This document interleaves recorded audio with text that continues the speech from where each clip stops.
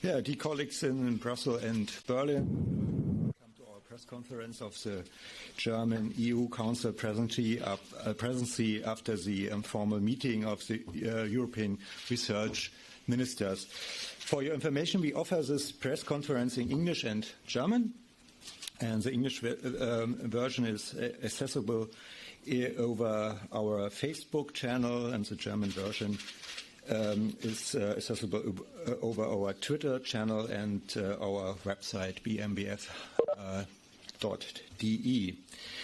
And first of all, I want to warmly greet you, Commissioner of Innovation, Research, Education and Youth, Mrs. Maria Gabriel in Brussels.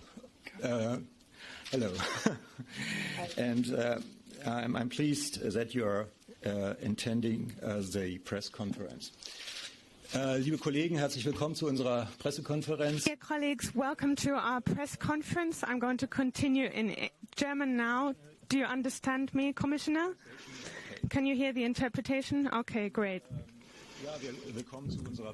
So welcome to our press conference that we will be holding in German with interpretation. Following the informal meeting of research ministers here in-house today. This is the start of our German Council presidency in this field, and I would like to invite Minister Karliczek to begin. Yes, dear Commissioner Gabriel, ladies and gentlemen, I'm very happy to have the opportunity to talk to you now about the results of this informal meeting of research ministers. I'm holding this press conference together with my colleague Maria Gabriel, EU Commissioner for Innovation, Research, Culture, Education and Youth. Ms. Gabriel is joining us today from Strasbourg, and dear Maria, thank you so much for joining us today. And today is, of course, a very special day, and it's a special day for all of Europe. I think we can all feel a sense of relief among all of us, but beyond our round of ministers, that the EU leaders were able to reach an agreement this morning on the biggest financial package in the history of the EU. The community of nations has shown that despite all their differences, they are able to take action and they are ready for the future. Europe is able, even in difficult times, to agree on difficult questions. In the middle of this pandemic, Europe can give the right answers for the future. And anyone who might criticize this, then I would say, of course, this deal is a compromise, of course. But Europe has always lived from its compromises, and with 27 member states, how else should it be? And every democracy and every democratic group of communities lives from its compromises. But back to our meeting. This was the first big event under the German Council presidency in the field of education and research. It was a video conference, but our informal meeting today was a very special occasion. The coronavirus pandemic has really shown how important it is how important education, research and innovation are to overcome global crises. And in the last few weeks, I think we've all experienced that political decisions are based more than ever on scientific expertise. With the help of science, we will gain the upper hand over the coronavirus. Science and research show us that in fighting the coronavirus pandemic, global and European cooperation are of advantage to everyone. And it is this European cooperation that we as research ministers want to expand. It was very important to me that we set specific objectives today and discuss joint initiatives that we want to promote over the next few months.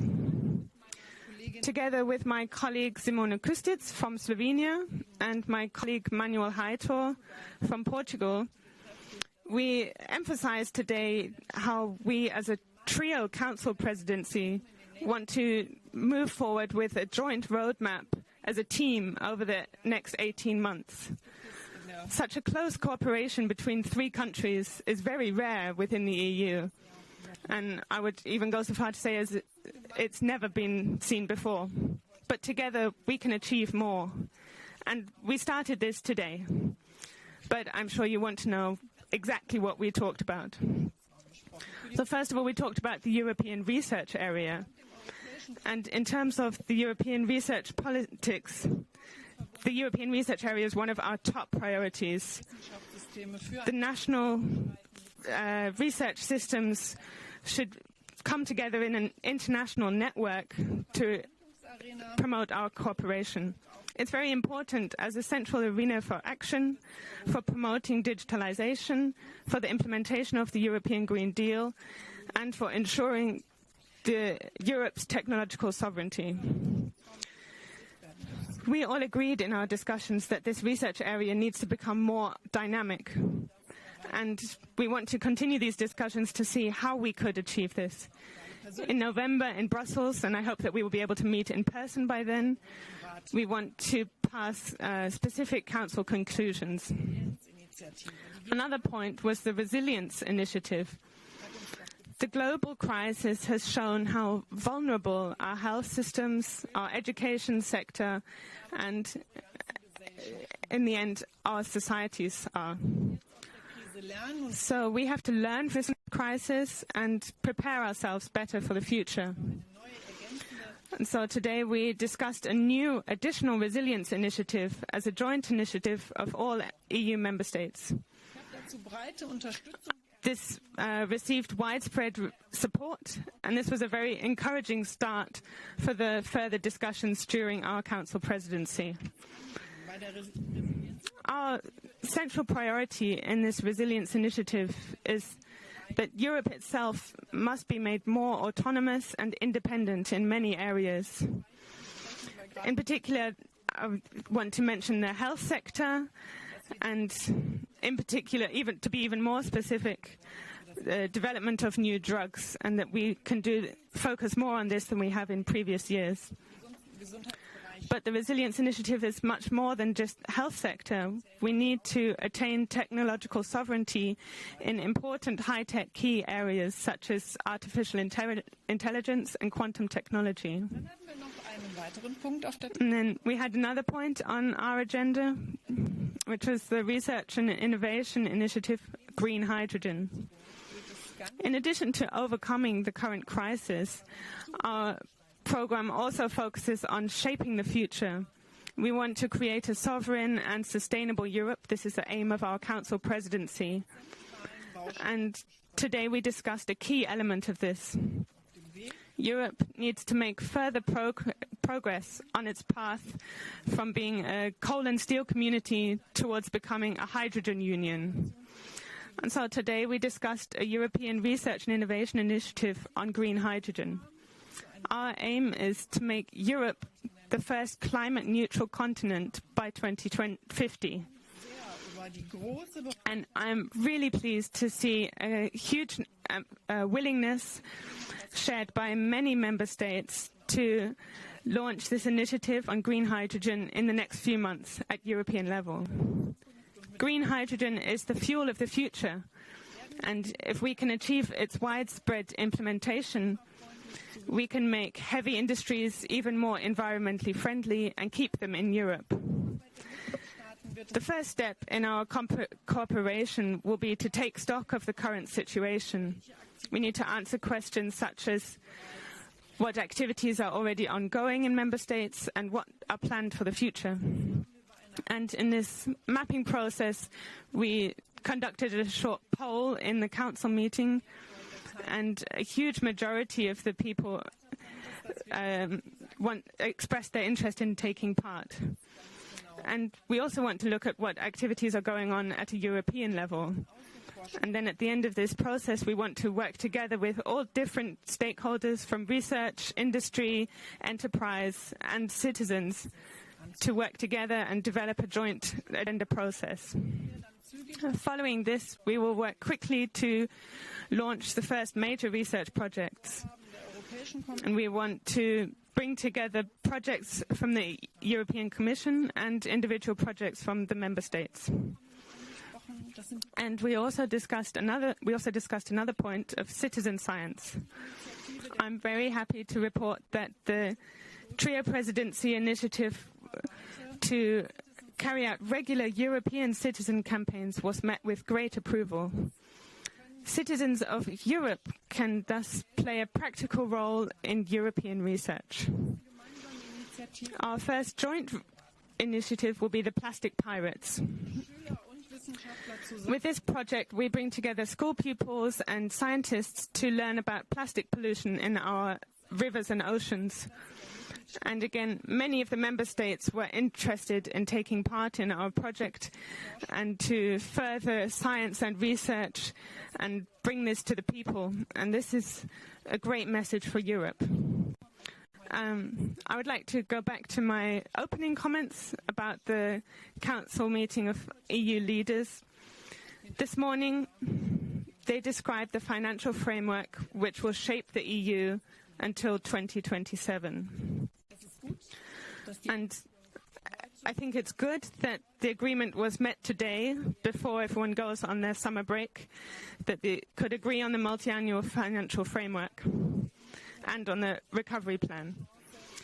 And now here in the Council of the EU, we also have the opportunity to conclude negotiations with the European Parliament on the European Framework Programme Horizon Europe and our education programme Erasmus+. And we can hopefully conclude these negotiations before the end of 2020. We need to do this so that these programs can start on time in 2021. And I will focus all my efforts on achieving this. After the agreement of the EU leaders, over the next 7 years, 100 billion euros will be available for education and research programs. But this result also calls for action on our part. Investments for research and innovation must be planned in a more specific way and coordinated better at European level so that they can be more effective. And these synergies between European programs need to be utilized better, such as between structural funds and Horizon Europe. At a national level, we also have to ensure that the additional funds from the coronavirus recovery plan are invested in sustainable and digital transformation, as demanded by the European Council. And future topics such as education and research must have priority in this. And I think we need to follow the idea that it should not be about asking for more money for research, but achieving more research and innovation for the money that we have. As Council Presidency, we have a great responsibility for Europe, and we want to live up to this responsibility. And I'm very happy that my colleagues from the Member States will support us in this, and of course that Commissioner Gabriel will also support us. This was really clear in our discussions today, and again, I would like to thank all of my colleagues. Thank you so much for our discussions today.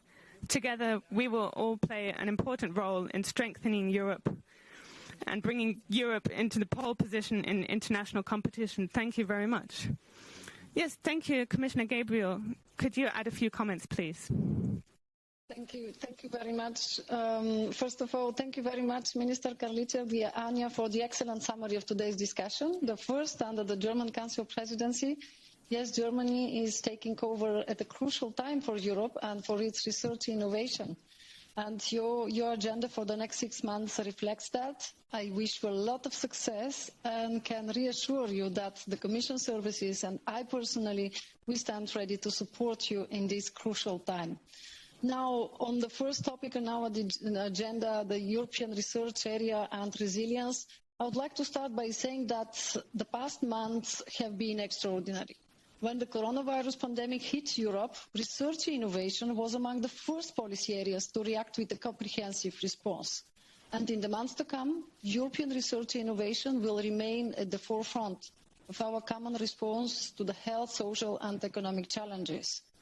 because research innovation is among the most impactful and powerful tools to boost the European economies and the competitiveness at a global scale.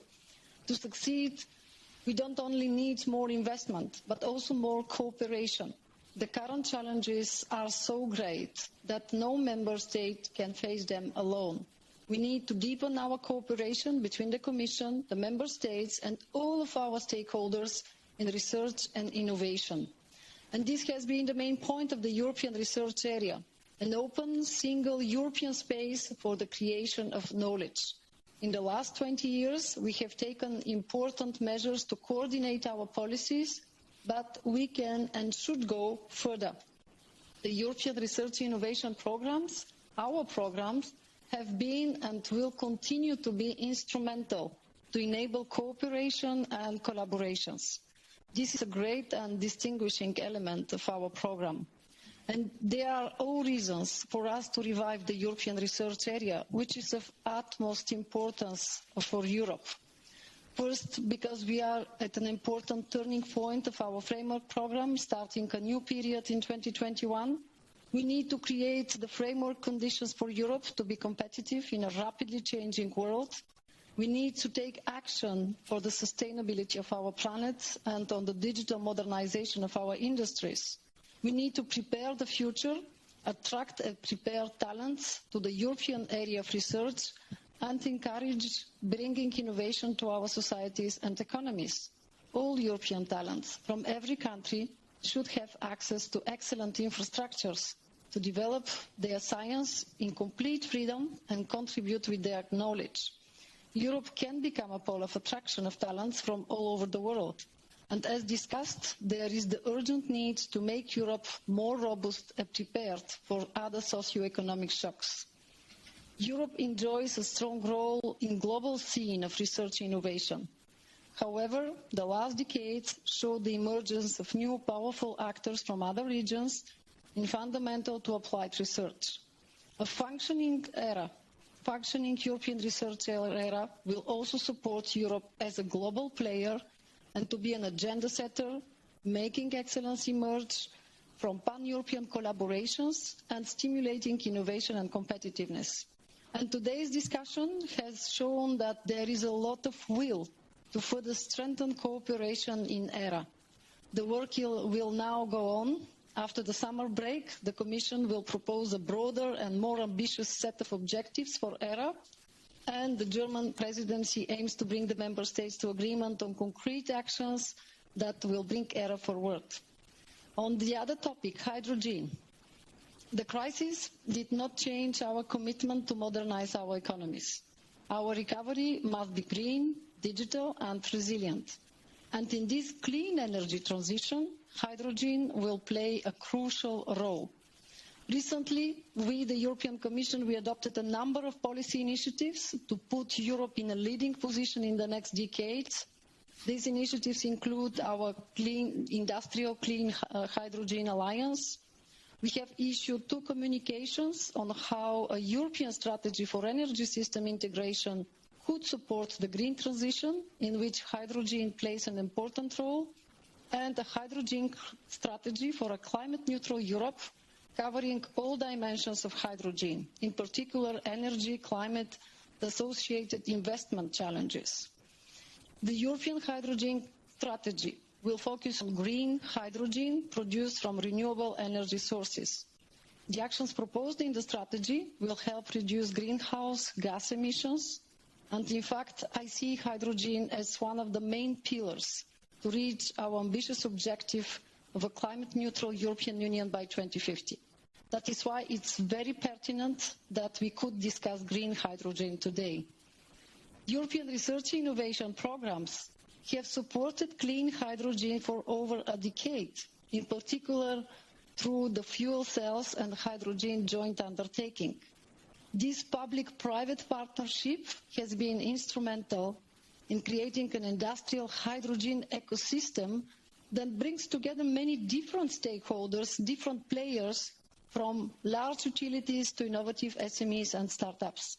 And our new program, Horizon Europe, will present a new opportunity to build on this work and develop this partnership further. While the Clean Hydrogen Partnership will support research, the Clean Hydrogen Alliance will pool resources and prepare a pipeline of investment projects. And in the next 2 years, we, the Commission, we have a very important task to coordinate internally, to coordinate with our member states, to have a clear picture of what's happened on the ground. And that means that we should be ready to propose a number of regulatory actions to facilitate the rollout and upscaling of hydrogen in Europe. Final point, very close to our heart, dear Anja, I welcome that the Presidency has made citizen science and the co-design of research innovation a priority. The coronavirus has thrust research innovation in the limelight. People have seen how important research innovation is to protect their lives.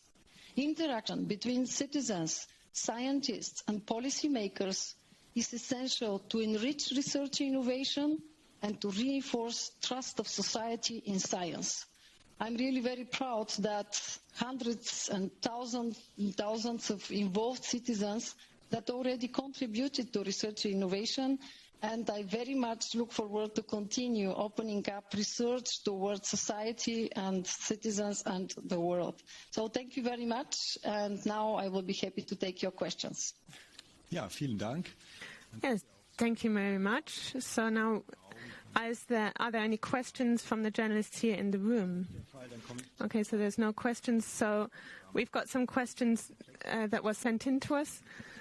So I've got three colleagues from Brussels, Anja Karliczek, a journalist from Agence Europe, Ähnlich lautend eine Frage von Frau Gill. and a similar question from two other journalists.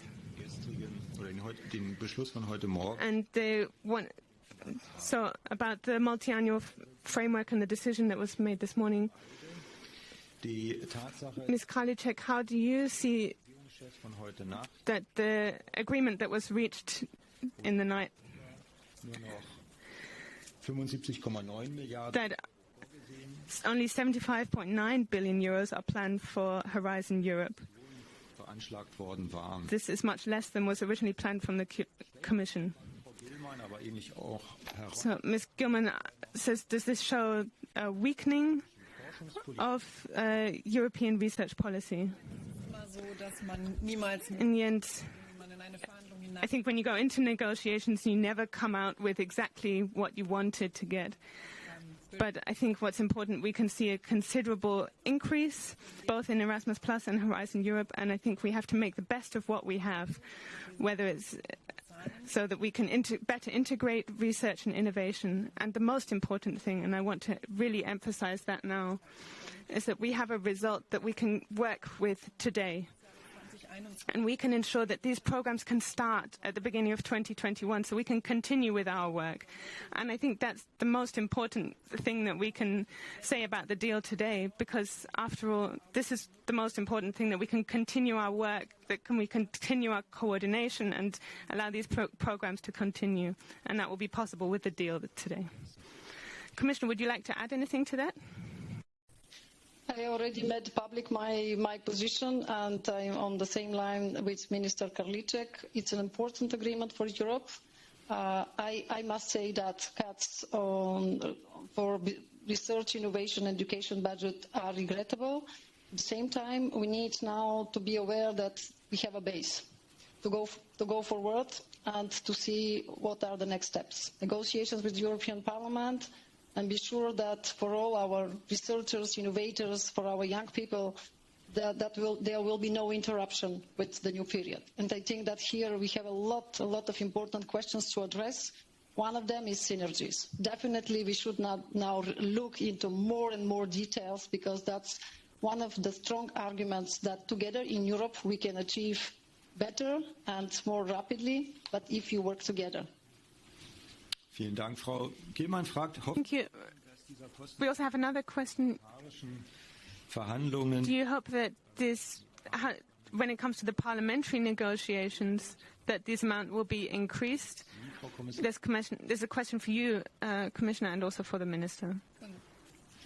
Well, we all know what are the respective competencies of our co-legislators, and as a European Commission, yes, we'll play our role of honest broker by the very end, at the very last meeting of the negotiation. Okay.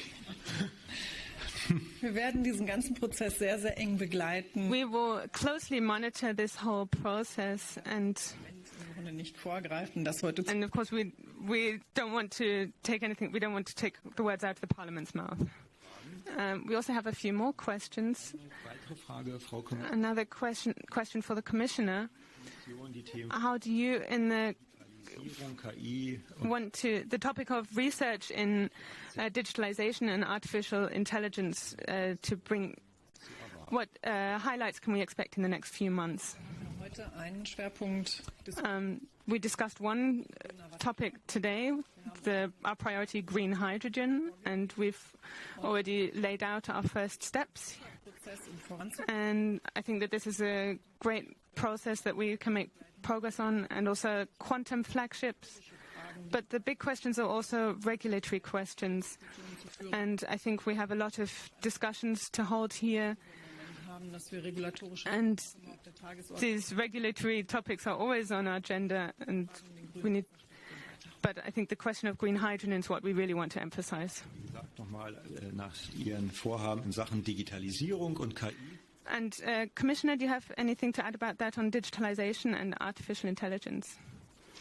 First, we'll stay firm with our approach, because the added value of the European approach is to preserve the human-centered approach when we talk about artificial intelligence, to say it very clearly that we have ethical principles.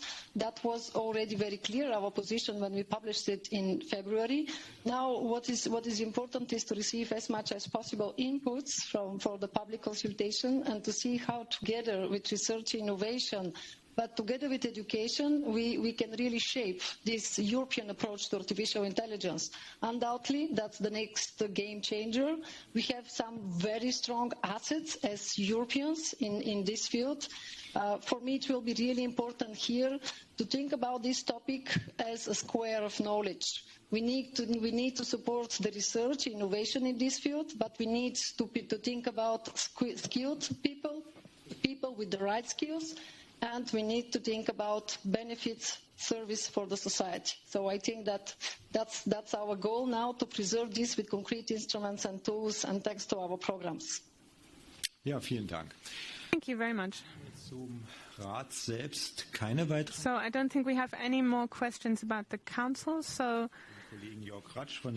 I have one more question from my colleague Jörg Kratsch from the Deutsche Presseagentur. So it's another topic that's about vaccine development.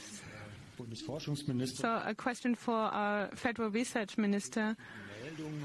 How do you evaluate the positive message from Great Britain and China, and in terms of vaccine development?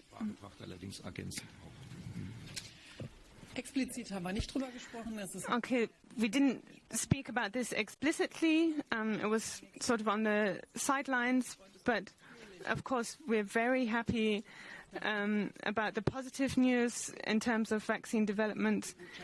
It's a very complicated topic, no matter where it comes from, but of course it's definitely good news. But one thing is definitely clear: developing a vaccine is very complicated, and safety and security is very important, that we can guarantee those. And I think we need to be clear about that we still have a long way to go in this process, but still it's very important that the progress that we have made to find a vaccine quickly, that we can utilize this and make use of it very quickly, and we also need to be able to produce enough vaccinations. And so we've put a lot of money into this on the German side, and we want to accelerate the developments, but also build up new capacities for research. And Commissioner, how do you see these developments? Yes, first of all, I would like to say that no one knows who will be the first to discover a vaccine, and I think that maybe we should talk about vaccines and not a unique one. What is important for us as European Union, as European Commission, is to assure an universal equal access. That's the added value of our approach again, that what is produced, what is discovered in Europe, that's at the disposal of all citizens in our member states and in the world. That's why I'm very glad that first, since January, we already supported our researchers in this field. I'm very, very glad that our researchers, our companies are at the forefront of this process. Second, as Minister Karliczek mentioned it's not only about the development of a vaccine. We need to anticipate what's about the manufacturing capacities and what's about the distribution. And that was done by the European Commission again. Remember, 1 month ago we published our European vaccine strategy with the advanced purchase agreements, where all our member states decided that this time we join forces, and what is produced in Europe, that will be for all our citizens. So I think that now what is important is really to tell to our researchers and our companies, Europe is your home. Please work in an optimal conditions. We are here and we'll always support you. Vielen Dank. Herr Röthe von der AD hat ein... Thank you, Herr Röthe von der AD here in the room. Can we pass the microphone? Augenblick. Just a minute, Hören, überall. so that we can hear it everywhere. Frau Ministerin, eine Okay. Frage. A national question about Corona. In terms of the bridging aids for students, only about 50% of eligible people have made applications. Is this what you expected, or how do you see that? We're currently discussing this with student associations to see what's going on with this. Many applications were interrupted halfway through, they weren't completed, but we're working on how we can improve it. Are there certain problems and what we can do? So we chose a system that means we can help those who are in need, and it's not about whether or not they fulfill this criteria. And we're working together with the student associations to see why 50% of those applications could not be approved. And we've just received a new question from Ms. Eladin from the Tagesspiegel about the council meeting. And she asked about the question of climate research. Can you tell us a little about your discussions with Professor Neugebauer from Fraunhofer? Yeah, Professor Neugebauer gave us a short talk about the topic of resilience and the political aspects of this topic and the framework conditions that we need to set. Do we need more resilience? And the topic of climate research was mentioned in this context, but I also want to talk about our research ship, the Polar Stern, which is an international research voyage, and it really characterizes this international nature of research and shows how well cooperation can work in climate research at an international level. Thank you very much. We don't have any other questions. Thank you very much. Thank you, Ms. Commissioner, for participating, and we look forward to seeing you all again over the next 6 months in further events. And thank you very much, and all the best for the future. Hope to see you soon. Thank you.